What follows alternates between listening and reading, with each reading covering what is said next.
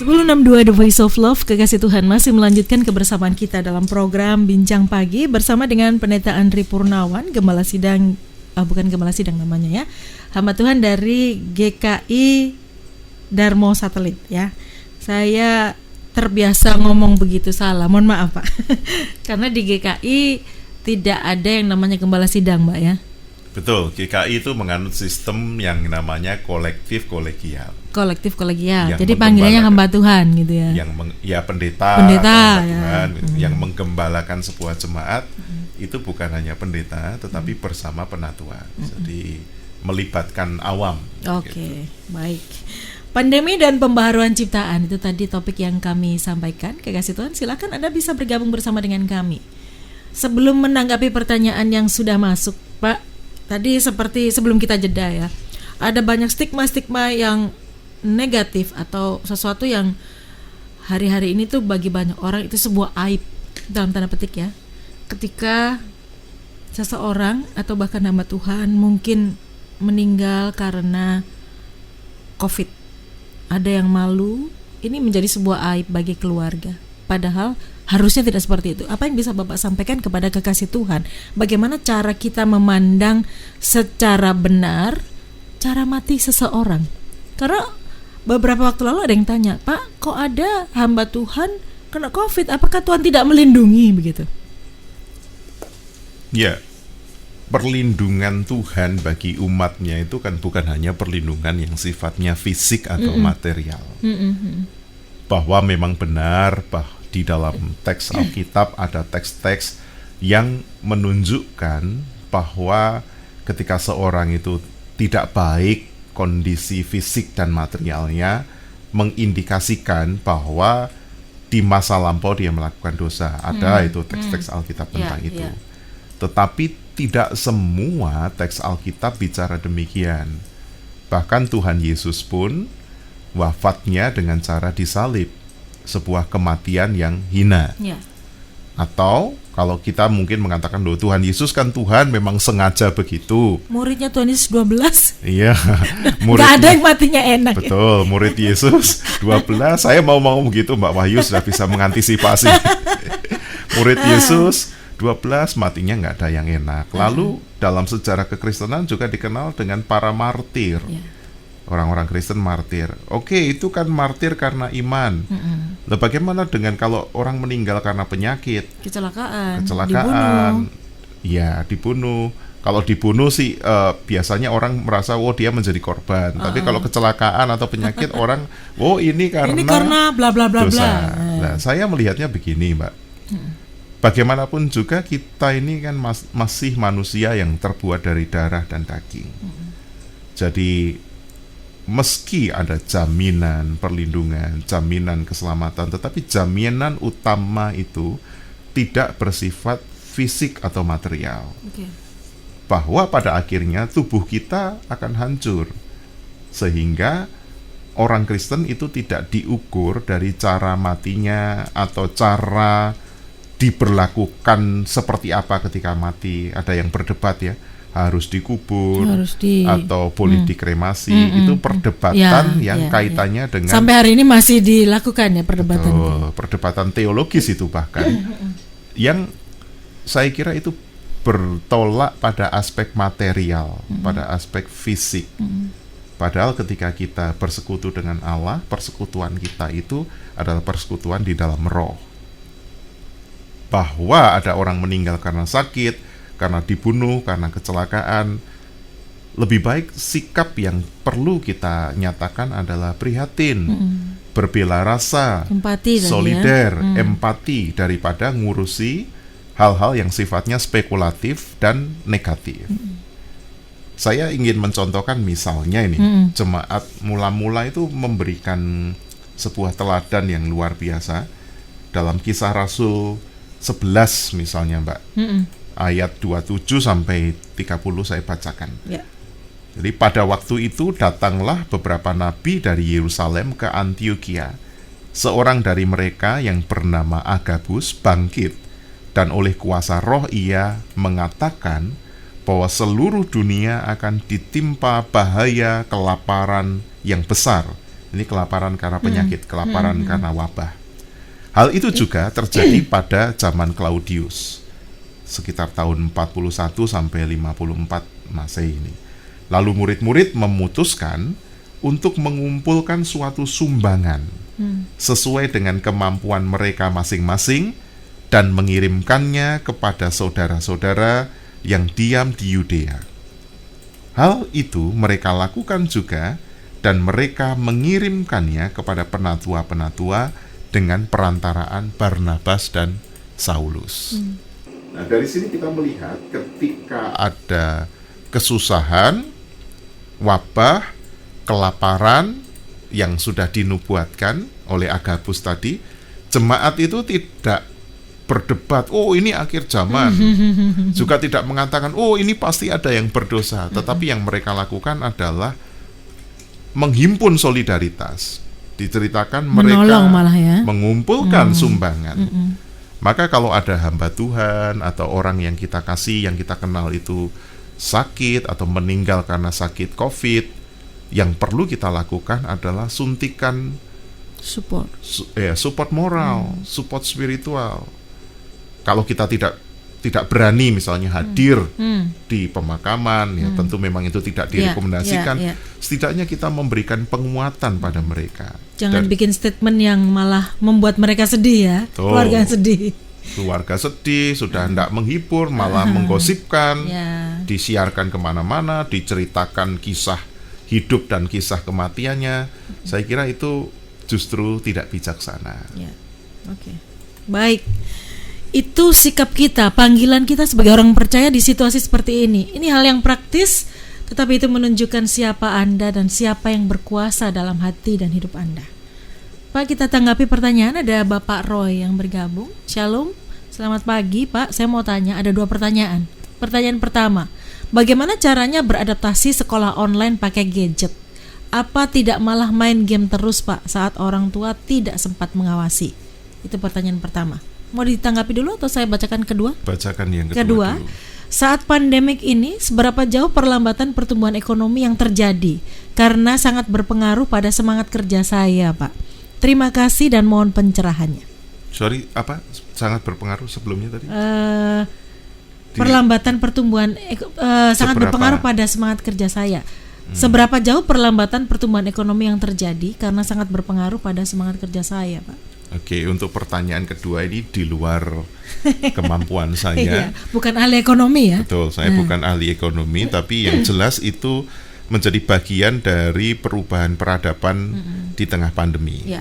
Jadi memang berdasarkan informasi yang sedang berkembang sekarang ini, kondisi ekonomi seluruh dunia mengalami penurunan dan orang memang susah di sana. Karena terjadi penurunan situasi ekonomi. Dan seberapa jauh itu ekonomi melambat, mohon maaf saya tidak bisa menjawabnya. Tapi yang jelas dari apa yang terlihat memang banyak orang ya susah.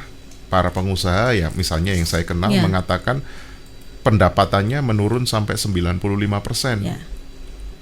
Tapi kita perlu memahami bahwa kalau sampai hari ini kita masih bisa hidup, masih bisa bertahan, masih bisa makan, itu menunjukkan bahwa hidup masih akan terus bergulir. Amin. Ya, jadi Tuhan tidak akan membiarkan kita kelaparan. Seperti Tuhan juga memelihara Israel dengan mana selama 40 tahun. Bagi orang-orang yang jiwanya jernih, mendapat mana selama 40 tahun non-stop dengan jumlah 1 gomer itu sekitar 3,4 liter gitu ya. Itu adalah sebuah mujizat.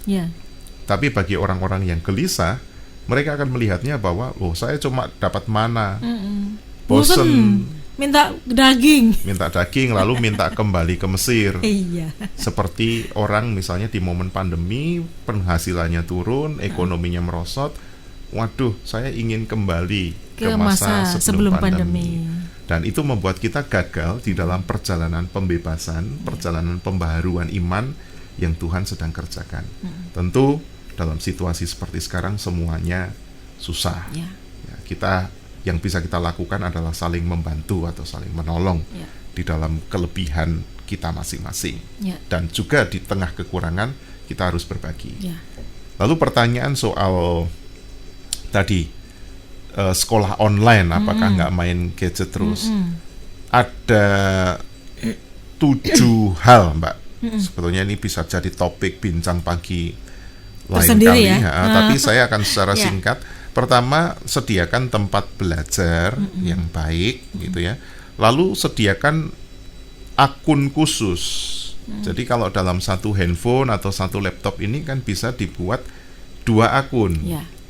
Jadi akun problemnya orang tuanya nggak ngerti, Nah, kalau orang tuanya nggak ngerti, bisa minta tolong anaknya suruh bikinkan akunnya itu.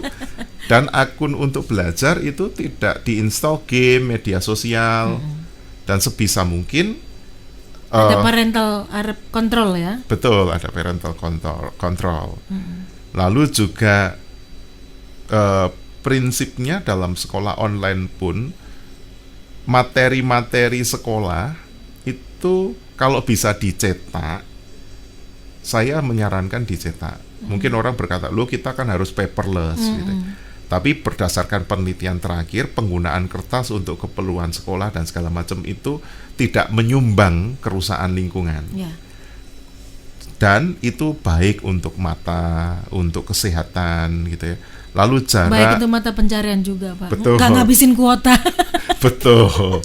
Jadi begitu dapat materi langsung di print, dan itu anak-anak akan lebih cepat belajarnya. Lalu juga orang tua saya kira jangan mengintervensi langsung. Istilah kerennya itu jangan melakukan micromanage. Jadi tugasnya anak apa dibantuin. Lalu anak sekolah, orang tuanya yang jawab gitu. Saya kalau dampingi anak saya sekolah itu, gurunya tanya, orang tuanya yang jawab. Gak ketawa itu. Ya itu kan pertama. Bapak gak ikut jawab kan? Pertama lucu tapi suwe-suwe ya megelno. Ya, lalu juga jangan mengkritik atau mendiskusikan kelemahan guru di hadapan anak kita. Karena kalau kita tuh sering mengkritik atau mendiskusikan kelemahan guru, kelemahan sekolah, karena orang tua kan mendengar gurunya. Lama-lama, enak, betul. Lama-lama anak ketika belajar online, mereka akan cenderung nyambi bermedia sosial, nyambi bermain game, karena mereka tahu bahwa gurunya atau sekolahnya ini tidak menyenangkan. Lalu juga gunakan pendekatan yang inklusif, dalam arti begini, beri ruang bagi anak secara luas untuk mendiskusikan materi pembelajarannya dengan teman-temannya sekelas. Ya, baik itu secara online maupun offline. Sehingga ketika anak itu habis sekolah ditanya, kamu tadi ada hal menyenangkan apa di sekolah, apa yang sulit. Ketika mereka, ini susah ini, ayo sekarang kamu hubungi temanmu. Sehingga aktivitas online itu tidak dibayangkan sebagai aktivitas bermain game, melainkan sebagai sarana untuk belajar. Dan yang terakhir adalah tidur yang cukup dan menjauhkan gadget dari tempat tidur. Orang itu tidak bisa lepas dari gadgetnya karena habit atau kebiasaan di waktu-waktu jeda mereka pegang gadget. Kalau anak saya ketika sekolah, begitu masa break atau masa istirahat, no gadget. Nggak pegang handphone, nggak pegang laptop, saya minta dia bergerak, bahkan mungkin keluar rumah. Dan kalau malam kami selalu letakkan handphone ini di luar kamar, di flight mode di luar kamar. Itu membuat orang punya siklus online offline. Nah, jadi tidak 24 jam online ya? Iya, banyak orang mungkin handphonenya nggak pernah dimatikan. Murup terus, online terus. Nah, itu membuat juga anak-anak kalau sudah terlatih demikian, di dalam sekolah pun mereka melakukan multitasking. Nah, itu yang bisa saya bagikan sih tentang pembelajaran online. Padahal itu materi bincang pagi tersendiri ya. Panjang soalnya. Sayang tuh kalau gak diangkat jadi materi, Pak. Baik, berikutnya Mbak ada dari 7315 bergabung. Shalom, selamat pagi Pak Andri. Saya mempunyai saudara 4 laki 3 perempuan. 4, laki 3, perempuan 1. Tapi orang tua laki-laki sudah meninggal, tinggal ibu. Tapi kenapa kalau sama anak laki-laki berat sekali? Kalau sama saya yang perempuan sepertinya cuek, padahal saya sampai mikir ibu saya ini sampai sakit kena infeksi paru, sedangkan anak laki-laki tidak pernah memperhatikan ibu saya. Malah ibu saya ngasih uang sama saudara saya yang telah menganggur. Untung ibu saya dapat pensiun dari almarhum bapak saya. Saya ditinggal suami, meninggal mulai tahun 2006, itu pun saya punya anak kelas 2 SD. Nggak pernah dikasih uang, tapi saya tidak menggerutu. Saya cari sendiri, kerja sambil nitip nasi bungkus. Puji Tuhan, anak saya sekarang pendidikan TNI di Banyuwangi. Terima kasih dari saya. Oh, curcol, Pak. Maksudnya merasa tidak diperlakukan dengan baik oleh ibunya. Ya, terima kasih Ibu sudah berkenan untuk berbagi pergumulan. Ya. Tentu kondisi ini memprihatinkan ya bagi kita. Tapi saya juga percaya seorang ibu, tadi kan karena diceritakan ibunya lebih perhatian pada saudaranya, laki-laki. Itu di dalam memperlakukan atau memberi kasih, tentu kasih ibu ada kelemahannya, walaupun kasih ibu itu sepanjang jalan katanya. Namun pasti ada kelemahannya karena yang mengasihi itu adalah orang yang memang manusia biasa. Nah, tapi saya membayangkan ketika seorang ibu itu memberi kasih kepada anaknya, tentu ibu itu punya sebuah keyakinan bahwa anaknya yang paling membutuhkanlah yang dikasihi. Nah, yang membutuhkan itu bukan hanya membutuhkan bantuan berupa uang, tetapi juga punya daya tahan. Dan terbukti, walaupun ibu tidak mendapatkan cukup cinta kasih, ternyata ibu adalah sosok yang mampu bertahan dan bahkan anaknya bisa masuk TNI. Itu menunjukkan bahwa ibu adalah seorang yang kuat. Dan mama dari ibu itu tahu itu. Kenapa saudara yang pengangguran diberi uang? Ini sama dengan begini, keadilan itu bukan berarti sama rata, tetapi keadilan itu adalah memberikan kepada seseorang apa yang menjadi haknya pada tempatnya. Ya, jadi memang seolah-olah mama dari ibu tidak adil, tetapi ini sama dengan ketika kita mendengar Allah memperhatikan orang-orang miskin. Banyak orang kemudian protes, lah orang kaya bagaimana? Gitu. Nah, kalau cara berpikir begitu sama dengan juga ketika ada di Amerika itu kampanye Black Lives Matter itu, ada orang-orang yang berkata, loh kok Black Lives Matter? Harusnya kan All Lives Matter. Nah, kalau orang menghayati demikian, itu seperti orang yang tetangganya rumahnya kebakaran, lalu ada pemadam kebakaran memperhatikan rumah yang kebakaran itu. Kok rumahnya dia aja yang diperhatikan? Nah, rumah saya enggak, lu rumahmu enggak kebakaran. Ya, kadang-kadang seorang ibu di dalam memberi kasih kepada anak bisa membuat seorang anak itu merasa ibuku lebih mengasihi saudaraku. Tapi mungkin dalam kenyataan memang orang yang lebih dikasihi itu justru yang paling lemah, yang paling membutuhkan. Itu yang bisa saya tanggapi. Terima kasih untuk bertahan, lalu sampai anaknya jadi orang, begitu ya, masuk TNI, luar biasa. Luar biasa, Ibu. Oke. Berikutnya ada Ibu S juga yang berbagi rasa ini, Pak. Selamat pagi, Pak Andri. Pak Andri, sampai kapan ya Pak corona berakhir? Tadi pendapat pribadi Pak Andri ya. Saya ini pengen bisa kumpul-kumpul ke gereja dan aktivitas bisa bebas, nggak takut keluar-keluar rumah, Pak. Karena bisnis saya harus keluar rumah tiap hari, Pak Andri. Ya, kita doakan saja supaya situasi ini segera berakhir. Ya. Jadi memang tidak ada yang tahu sampai kapan. Sampai kapan. Semua orang bisa memprediksi, semua prediksi ada alasannya, tapi bagi saya yang penting bukan prediksinya, melainkan pelan-pelan kita perlu menyesuaikan diri dengan kondisi sekarang. Kalau pemerintah sekarang sudah mulai membuka kesempatan untuk bekerja, ya mungkin kita perlu mulai bekerja di luar rumah dengan protokol yang dijaga. Kalau sudah diizinkan kumpul-kumpul walaupun dalam jumlah yang sangat minim, mulai kita mungkin bisa berjumpa dengan orang lain tapi tidak dalam jumlah banyak. Kalau sekali kumpul biasanya arisan, orang 30 gitu. Ya sekarang berdua atau bertiga. Loh, itu bukan arisan, Mbak, ngerumpi. Artinya daripada enggak sama sekali, Mbak, ya toh. Enggak asik tapi, Mbak. Bagi wanita apalagi. Itu ya. Wah, ya ini Mbak Wahyu lebih ngerti kalau ini. Cuma Ya. 3, Pak. Aduh. Ya, memang ini norma yang baru ya. Jadi peradaban yang baru harus diikuti. Betul, betul. Oke. Baik, Pak Andri, bisa disimpulkan dari apa yang kita perbincangkan pagi hari ini, dan silakan tutup dalam doa. Ya, wabah ini bukanlah hukuman dari Tuhan.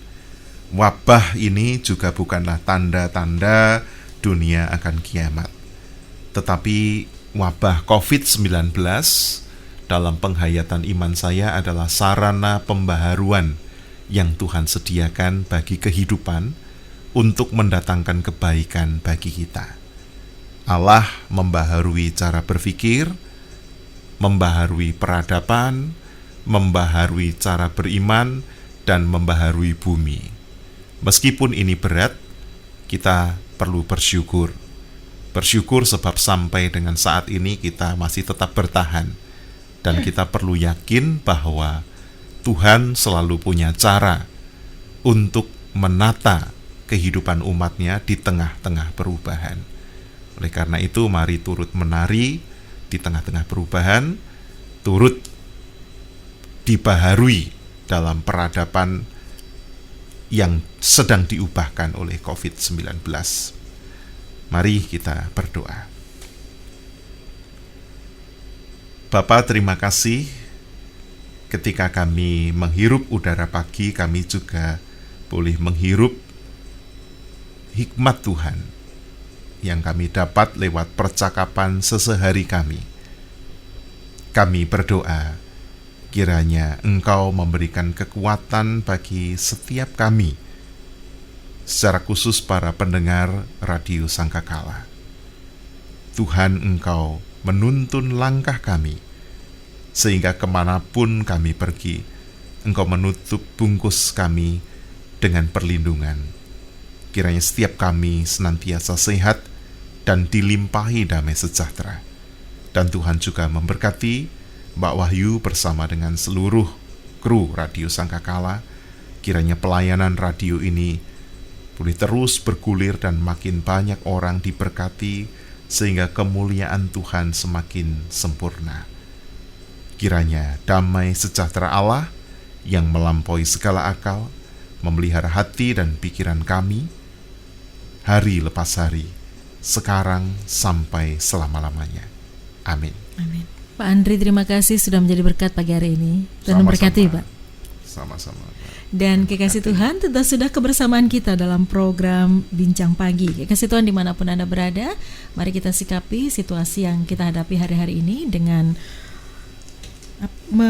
terus bisa menerima apa kondisi yang Tuhan izinkan untuk kita lewati. Karena ketika kita tidak bisa acceptance, tidak bisa menerima, maka kita tidak akan bisa mengalami pembaruan berpikir kita, tidak bisa mengalami pembaruan di peradaban kita, bahkan cara kita beriman, memandang Tuhan itu tidak akan bisa seperti yang Tuhan mau ketika kita tidak terima dengan apa yang terjadi.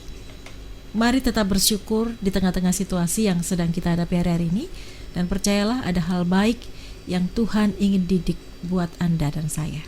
Saya Wahyu Widiawati pamit, selamat pagi, selamat beraktivitas, Tuhan Yesus memberkati.